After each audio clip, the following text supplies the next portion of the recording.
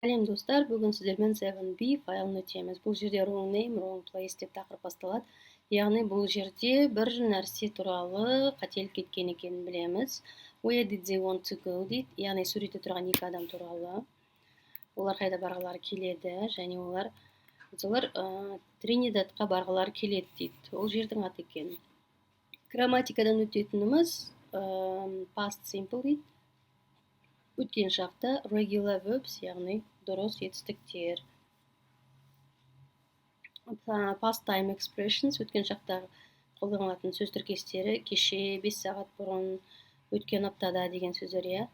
Және ed деген жұрнақтар. Ed деген жұрнақтар ағылшын тілінде дұрыс етістік түбірі өзгермейді, яғни дұрыс етістік дегеніміз түбірі өзгермейді.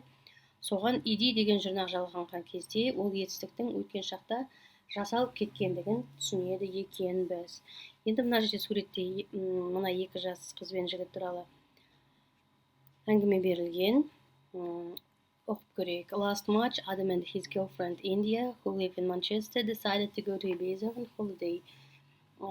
Өткен жылғы март айында, наурыз айында, Адам мен оның жолдас қызы Индия, ол қыз Манчестерде тұрады екен, Ибиза деген жерге демалысқа барамыз деп шешеді. India's stepfather booked the tickets for them with Ryanair. He needed Adam's name. Оның Индияның әкесі оларға билет алады. Ryanair деген авиакомпаниясы арқылы. Брон жасайды, book деген. Ол he needed Adam's name. Адамның оған фамилиясы керек болады, жаңа паспортқа. Айтамыз ғой, біз билет алған кезде сондай адамның атына деп. He wasn't sure what it was, so he looked on Facebook. Ол жаңағы фамилиясын қарау үшін Facebookқа кіреді. Сөйтіп, the name of Adam's page was Adam West. Адамның Facebooktағы бетінде оның фамилиясы West болып тұрады. And he booked the tickets in that name to fly on 11th June. Сөйтіп, ол 11 июньге екі адамға брон жасайды. Келесі B жаттығуында осы әңгіменің жалғасы тұр. Бірақ қарап отырсаңыздар, жаңағы нені әңгімені шашырап тастаған.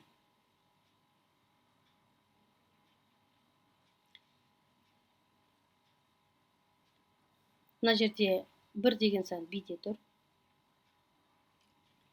Бірде тұр, B деген сан, енді әңгімені құрап шығыңыз дейді. Unfortunately, it wasn't the right name. Adam West is the name of an actor who played Batman in 1930s. Өкінішке орай, unfortunately деген өкінішке орай деген сөз. Бұл дұрыс ат болмады. Адам West деген, ол Batman, 1960 жылы Batman киносында ойнаған актердің аты болып шықты. Adam used the name on his Facebook page as a joke. His real name is Adam Armstrong. When Adam, бұл атты Адам Facebook атына, Facebook'қа қалжың қылып қойған. Оның негізгі аты фамилиясы Armstrong екен. When Adam realized the mistake, he phoned Ryanair. He asked them to change the name on his booking. Ryanair replied. Адам ол қатені көрген кезде Ryanair компаниясына звондайды, жаңа аэропортқа. Ол фамилиясының қате кеткендігін айтып, жаңа брон жасаған кезде, оны ауыстыруға бола ма деп сұрайды. Ryanair replied. Авиакомпания жауап береді. Ryanair replied that it was possible, but he needed to pay 220 euros double the cost of flight he didn't want. Компания жауап береді. Ол ауыстыруға болады, бірақ оған 220 евро төлеу керек. Және жаңағы баратын жолдың ақшасын тағы да төлеу керек. Сонымен, he didn't to pay 220 euros. He decided to change his name to West. Ол ақшаны төлегісі келмейді де, фамилиясын Westқа ауыстырғысы келеді. Australian. It was free to change his name. Өйткені ол тегін. Фамилиясын ауыстыру. But then he needed a new passport with his new name. Бірақ оған тағы да жаңа паспорт керек. Then the new passport was 103, so Adam served 117. Жаңа паспорт 103 евро болғандықтан Адам 117 евроны эконом жасап қалады өзінше. And he and India traveled to Ibiza on 11th June. Сөйтіп, Индия екеуі Ибизаға 11 күні жолға шығады. Міне өстіп, әңгімені шашырап тастаған. Бұл ағылшын тілінде көп кездесетін жаттығудың түрі. Түсіну жаттығуды оқи отырып, түсініп, осылай әңгімені құрастырып айтады екенбіз. Енді мына жерде ди жаттығуларына қарап отырсақ, бұның бәрі тапсырманы тексеру үшін берілген жаттығулар. They tried to check in, Kevin booked the flights, Kevin Janet wanted to go on holiday in Caribbean дейді. Бұл басқа ситуация екен. They packed their car, they arrived at Birmingham airport, they looked the flights online, they walked into the terminal. Мына жерде басқа Кевин туралы басқа әңгіме берілген. Жаңа екеу бұны да тура осы сияқты бұл әңгімені тыңдап, аудиоверсиясын тыңдап, ары қарай не болғандығын көрсеңіздер болады. Мына жерде бірінші Кевин мен Дженет Карибский море, ақштың төменгі жағында орналасқан. Сол жерге барғылары келеді дейді. Одан кейін не болады дейді ары қарай. They arrived to Birmingham airport, Birmingham аэропортына келеді дейді. Олар онлайн жаңағы баратын күндерді қарайды, сосын терминалға барады дейді, машиналарын парковкаға қалдырады дейді, жаңағы ұшатын күндерін билет бронь жасайды дейді. Сөйтіп регистрация жасауға келеді дейді, аэропортқа келген соң. Ең соңғы A бөлімі, A тұрған. Содан ары қарай не болғанын аудиоверсиядан тыңдап көрсеңіздер болады. Негізінде олар алған билеттері Бирмингем аэропорт дегені. Бұл Бирмингем аэропорт Европада да бар, Америкада да бар. Бұлар Американың аэропортын алған, өздері Европада жүр. Сондықтан бұл жерде қате кетіп, екеуі бара алмай қалады. Өте қызықты, тыңдап көрсеңіздер болады. Енді грамматикадан мына жерде yesterday деп қойыпты. Кеше, find a person who дейді. Бүкіл етістіктерге қарасаңыздар, аяғында ed деген жалғау тұр. Watch, телевизор көру. Watched football on TV. Кеше, ол телевизор көрді. Ed жалған тұр. Көрді деп. Watched. Called the taxi. Такси шақырды. Studied for an exam. Экзамға дайындалды.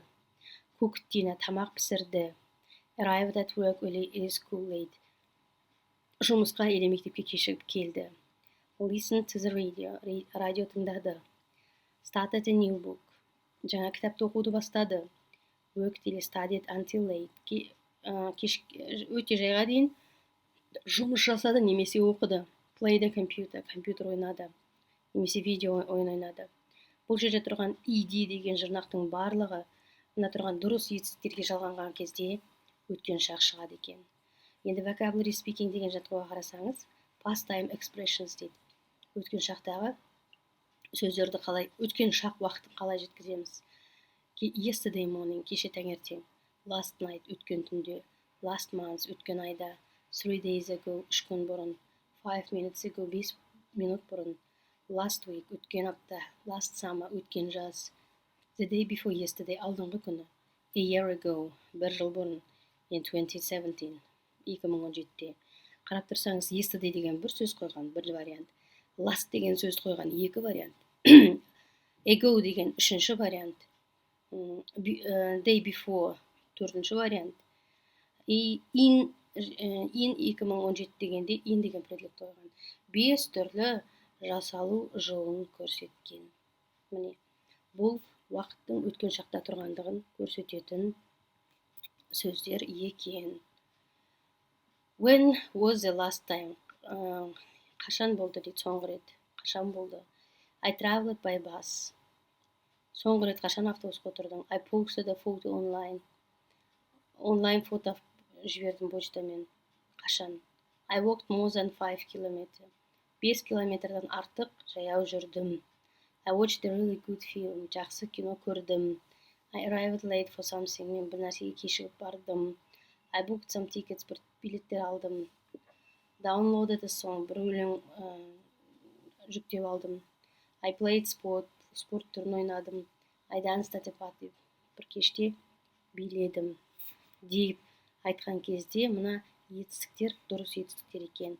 Яғни етістіктердің түбірі өзгермеген кезде осы шақта, өткен шақта, келер шақта. Осылай өткен шақта иди деген жұрнақ жалғанады екен. Міне осы берілген материал.